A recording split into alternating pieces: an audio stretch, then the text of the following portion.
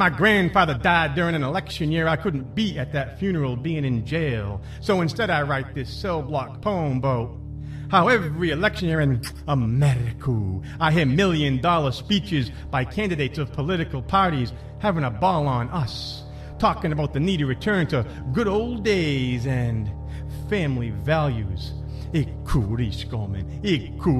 think of my Portuguese grandfather, my avô, with the work ethic as his family's value, imprisoned at Ellis Island for illegal entry, left scrapping for life, and a cell of family values released and deported, his own labor and expense, 1940. Libertade? No, libertade, oppressio, Americo, oppressio!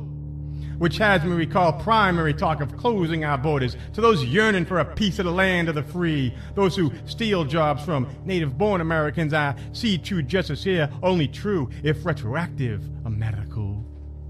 And I'm thinking about for and by the people, thinking how democracy is best for the majority, leaving the minority engulfed in the most popular fascist beliefs of the day, left drowning in a shining sea of constituted rights for which we are built.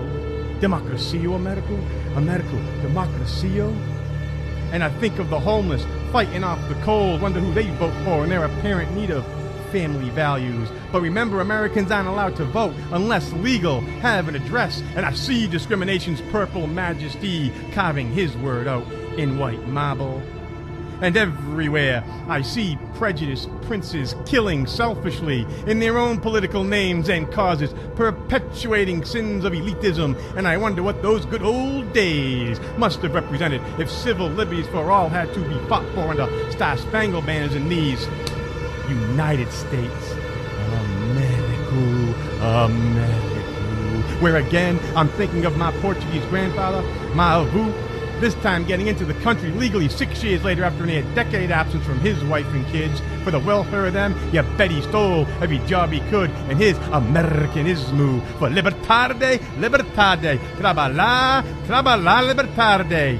I think of the double and triple shifts he worked in woolen mills, the beef, pork, and poultry he raised, the plants he cropped, the port wine and moonshine he bled and smuggled the only way he knew how, in a country known as the home of the brave America, where somewhere an epitaph engraved in granite mentioned something about libertade, and as you give this stone-eyed goddess, you're hungry and you're poor. So as I enter Lady Liberty's voting booth, I am not impressed by a torch held high overhead, nor waste my ascendant vote on the need of returning to good old days, family values, or any other such propaganda associated with the Federalist lot, where the Republic reserves the right to feed off excess.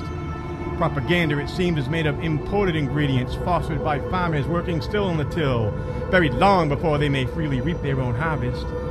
And so I do not sing, God bless America, but rather I pray that someday such blessings be taken away from the speakers of such rhetoric until they are made to go work for it in the manner in which my avô had to do way back when, Signor Politico, in your good old days. Push fast.